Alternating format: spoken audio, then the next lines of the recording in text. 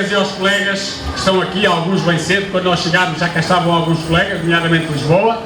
Em primeiro lugar é agradecer o esforço de estarem aqui, é muito importante estarmos aqui e foi muito importante esta deslocação, ainda que exigindo da vossa parte o esforço que exigiu para quem veio de mais longe. Segunda questão, tivemos hoje mais um momento de manifestação de desrespeito do Sr. Ministro, não só pelos professores, mas desrespeito também pela lei. O Sr. Ministro não compareceu, como aliás já tinha anunciado na reunião.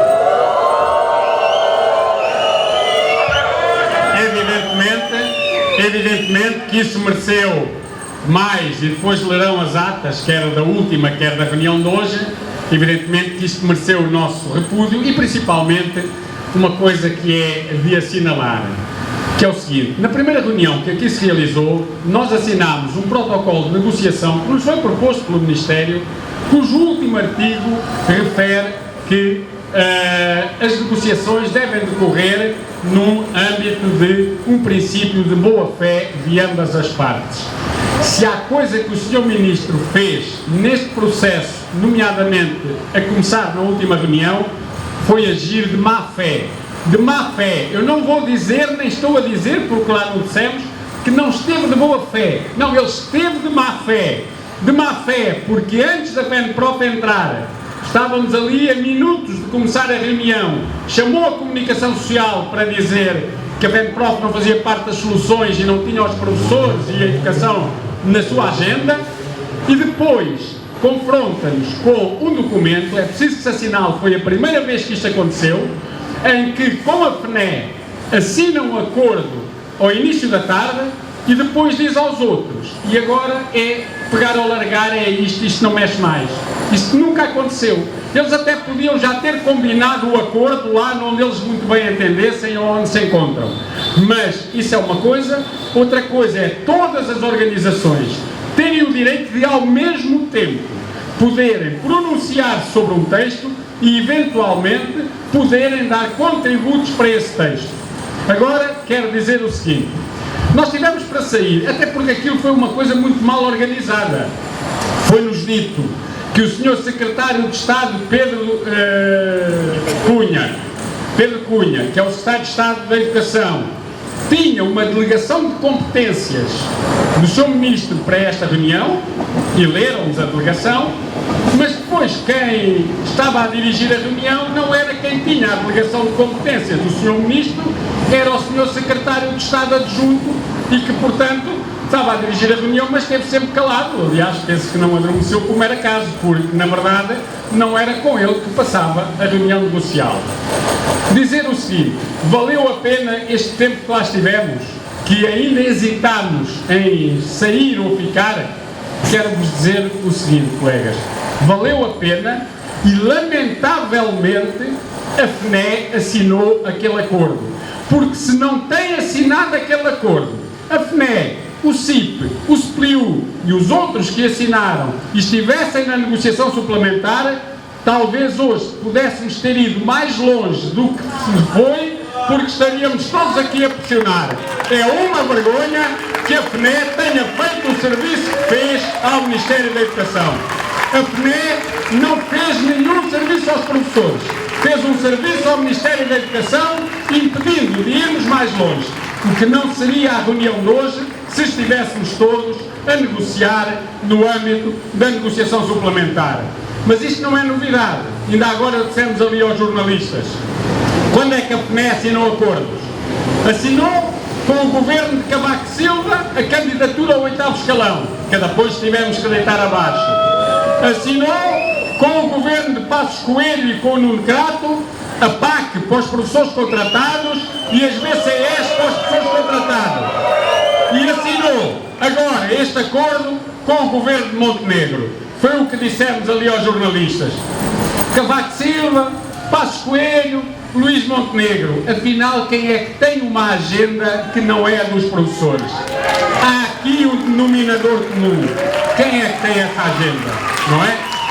Bom, da reunião de hoje, dizer que aspectos de fundo que ficaram por resolver e, portanto, jamais poderia haver, mesmo que houvesse outro documento, que foi-nos logo dito que não haveria, aspectos de fundo que para nós são inultrapassáveis.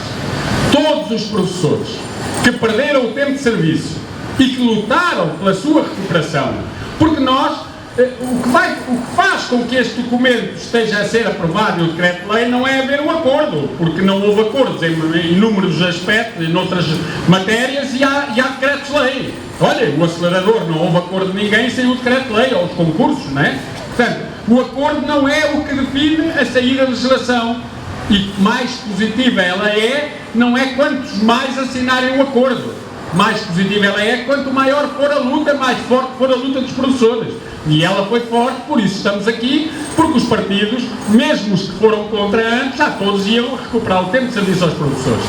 Mas então, dizia que os professores dos escalões mais elevados continuam a não ter tempo para recuperar o tempo e não terão nenhuma compensação por isso. Mas é preciso dizer uma coisa também aos colegas dos escalões mais a meio da carreira.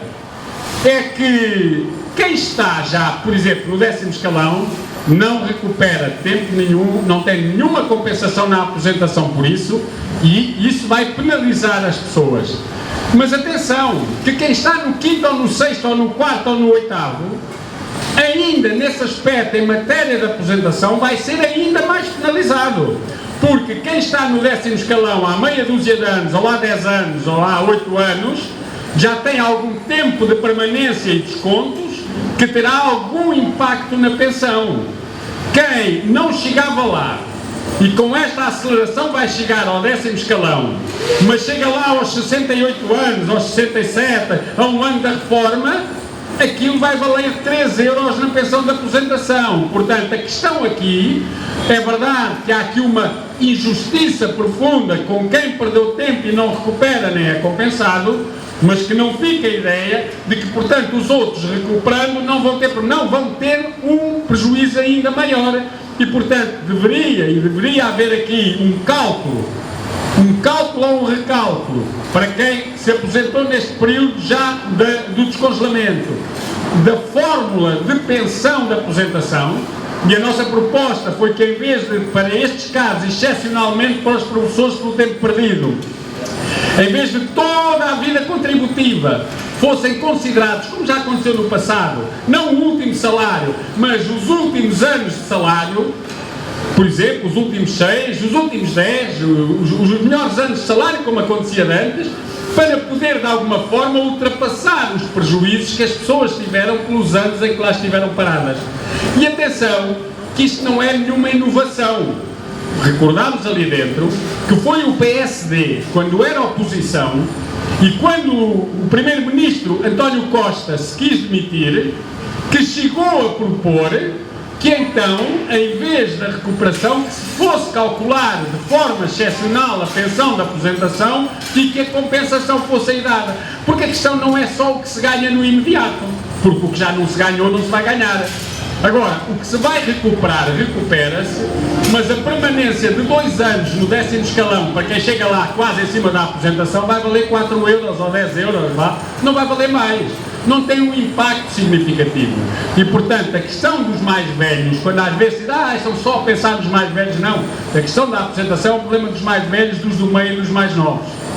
Mas para os mais novos ainda tem outro problema. É que se nós queremos reter os professores na profissão, então nós vamos reter os professores na profissão dizendo aos mais novos que não perderam tempo de serviço, mas que agora vão ter uma carreira em que as vagas e todos aqueles mecanismos que existem ao longo da carreira vão fazê-los perder. Ou seja, eles não perderam tempo de serviço do congelamento, ou perderam meia dúzia de dias, mas agora, como vão ter que apanhar as vagas, como vão ter que apanhar as cotas, como vão ter perdas de tempo de serviço, mesmo que apanhem vagas, daqueles meses até à vaga, esses professores não perderam, mas vão perder. Portanto, a tal atratividade da carreira, onde é que está?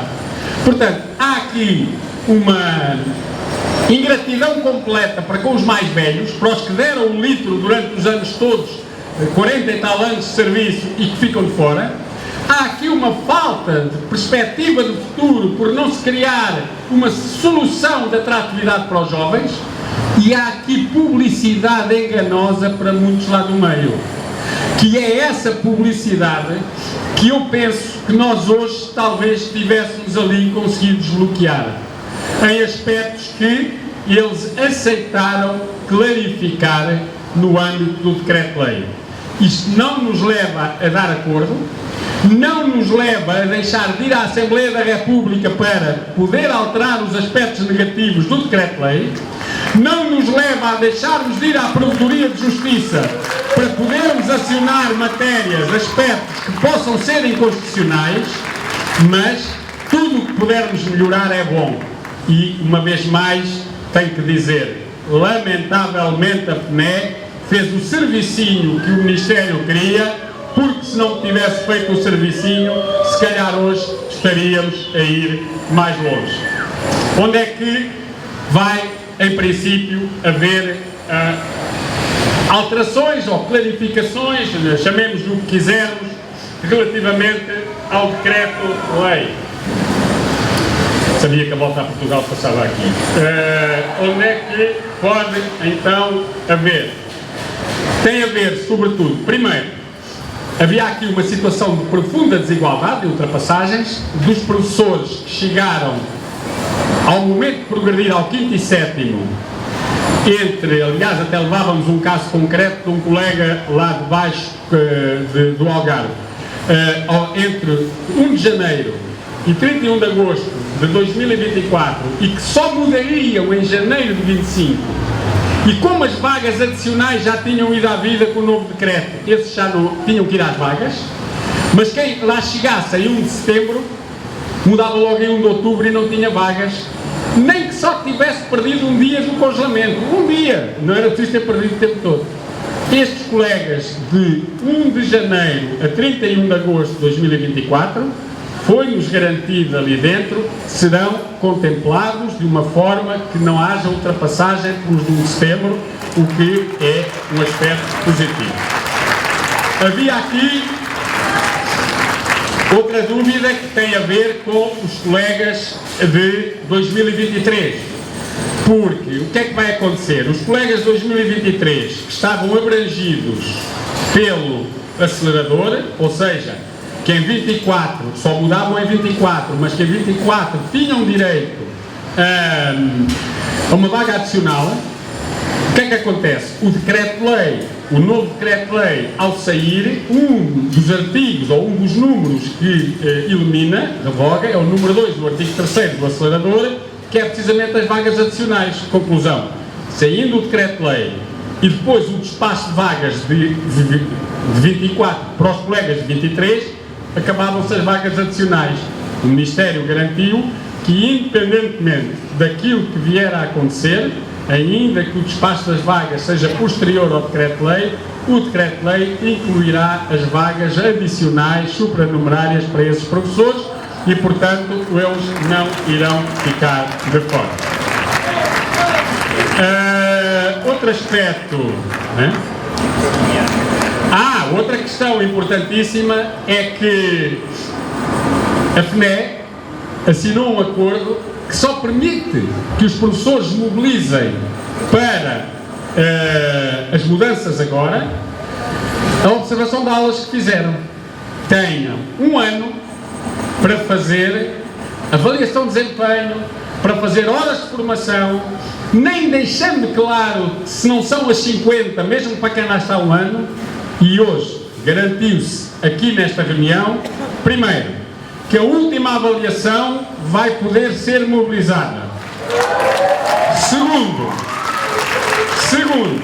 que a formação contínua adquirida e não usada por professores em escalões seguintes vai poder ser mobilizada.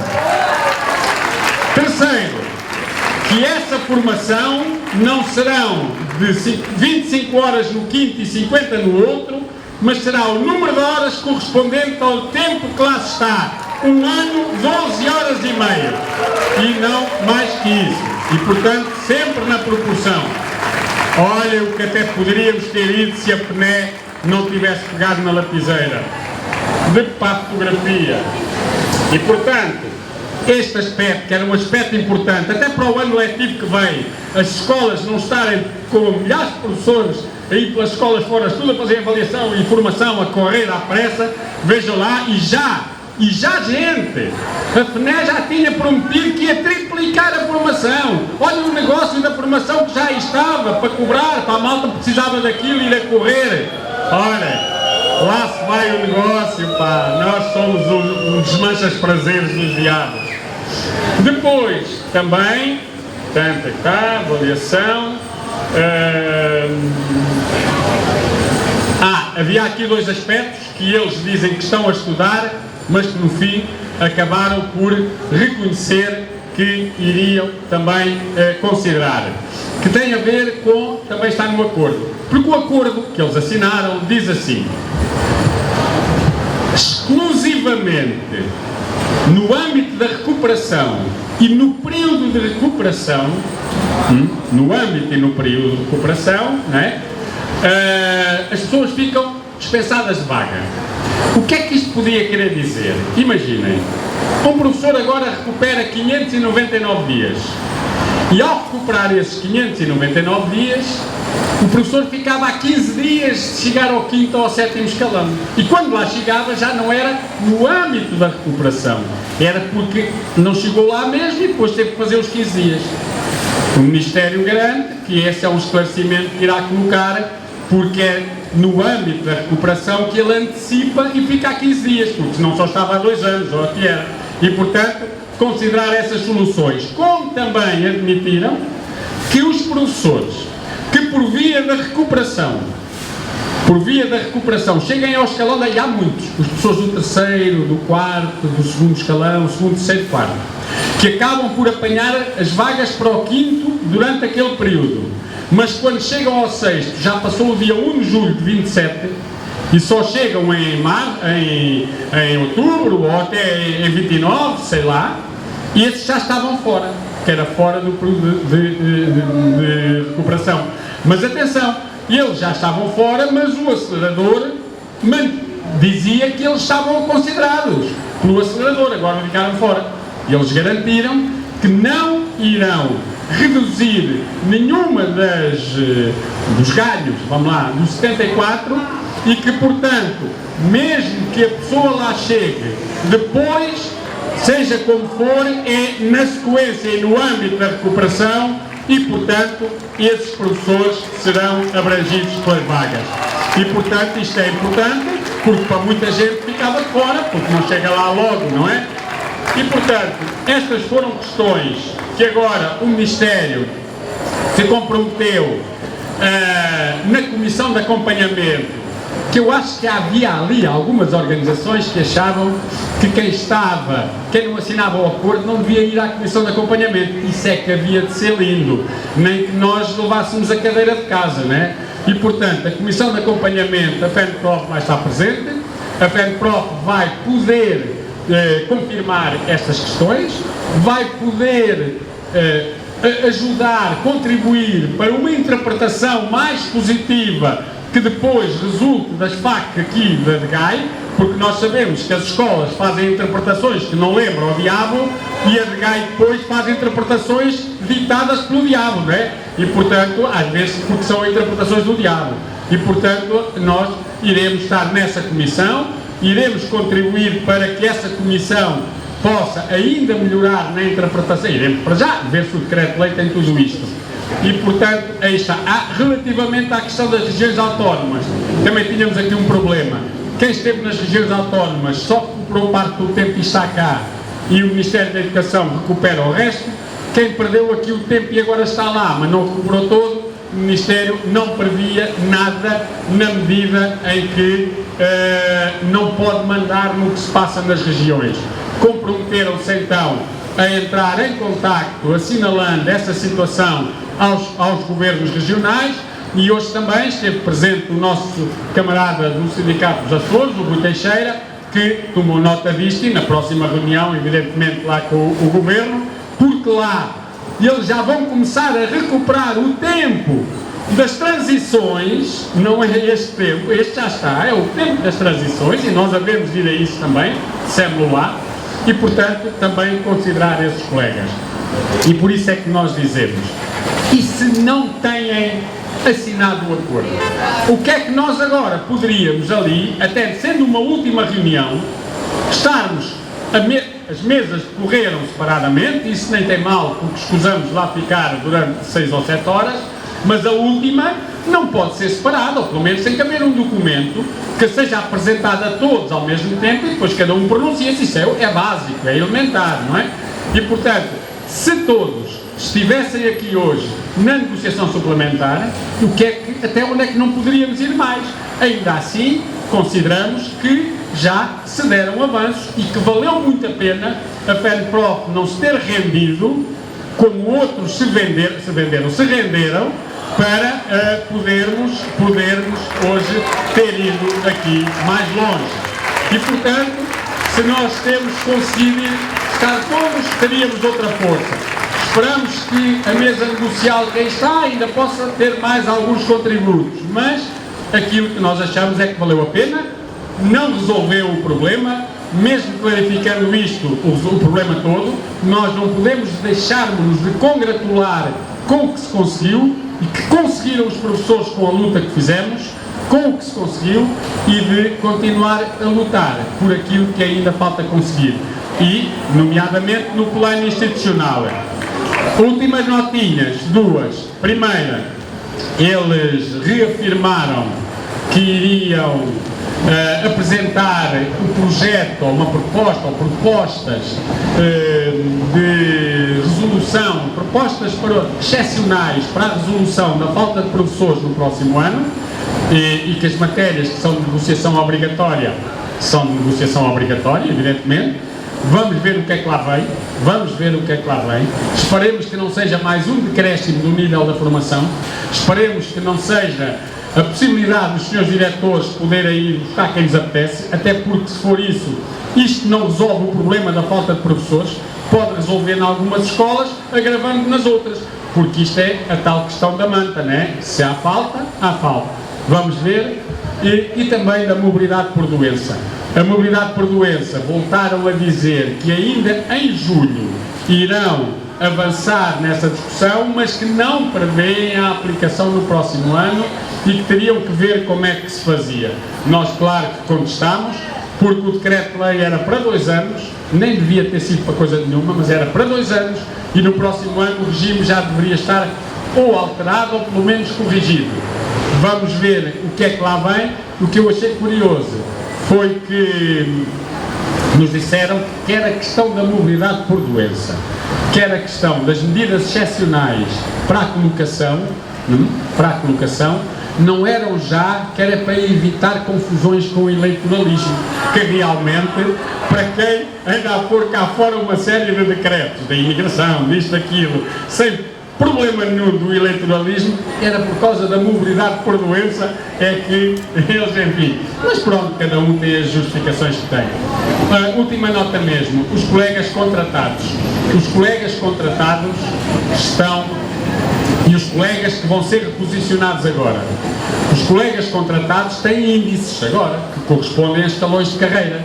Nós, uma das questões que ali colocámos é que essa colocação dos colegas contratados nesses índices, que correspondem aos índices dos escalões, que correspondem aos tempos dos escalões e com todos os requisitos dos escalões, só não são os escalões porque eles não estão na carreira, esses colegas têm que estar nos índices também, tendo em conta o tempo que vai ser recuperado pelos de carreira, porque eles também estiveram durante o congelamento e, portanto, eles têm tempo a recuperar e, portanto, eles têm que também ser considerados, porque senão eles, se só recuperarem quando entrarem na carreira, sabe-se lá quando alguns entram, não é?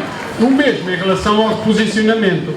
Aproveitando nós, e eles nisso demonstraram grande interesse, vamos ver se vão fazer alguma coisa para colocar o problema das ultrapassagens.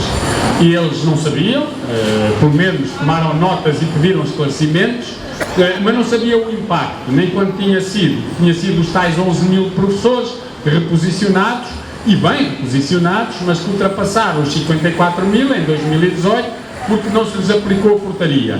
Bom, ficaram de analisar a questão porque nós dissemos que tínhamos as ações todas em tribunal e lembramos que em 2010 avançámos com ações que chegaram ao Constitucional e quando chegaram ao Constitucional, o Constitucional disse que têm que ser todos reposicionados. Imaginem o dinheirão que eles não teriam que gastar se estiverem à espera disso. Portanto, aproveitámos para colocar a questão das ultrapassagens, que é um problema muito importante para os professores, porque é o pessoal que perdeu o tempo de serviço na transição de estruturas de carreira e que foi ultrapassado por quem não o perdeu, que era quem era contratado na altura. Portanto, foi uma reunião que foi útil. Esta vossa presença aqui foi muito, muito útil, porque nós temos que fazer esta pressão e só quem cá não esteve. Eu diria assim, quem cá não esteve não fez falta, porque já fez o trabalho que queria fazer, mas provavelmente se cá estivesse daria ali outra pressão sobre o Ministério. Mas a luta continua e os professores sabem que continuam a contar com a FENPROF. A FENPROF continua, a luta continua, a luta continua, a luta continua, a luta continua, a luta continua. E colegas, continuam os professores a contar com a FENPROF, com uma certeza: nunca será uma FENPROF que baixa os braços e só levanta para pegar na caneta, como nunca será uma FENPROF que convoca greves sem nexo, sem tino, sem jeito, que ninguém percebe bem porquê, só para dizer que está a fazer lutas que ninguém faz. Ou seja, o que é preciso aqui é que os professores lutem para conseguir resultados e não lutar para fazer prova de vida. Nós temos que conseguir resultados e às vezes essa bravura que parece aparentemente existir ainda penaliza e prejudica aqueles que lutam. Portanto, no ponto certo, a luta continua. A luta continua. A luta continua. A luta continua. A luta continua. A luta continua, a luta continua, a luta continua e o tempo é para contar para todos, e o tempo é para contar para todos, e o tempo é para contar para todos, e o tempo é para contar para todos. Colegas, obrigado por terem estado, vamos embora, a luta continua nas escolas e na rua.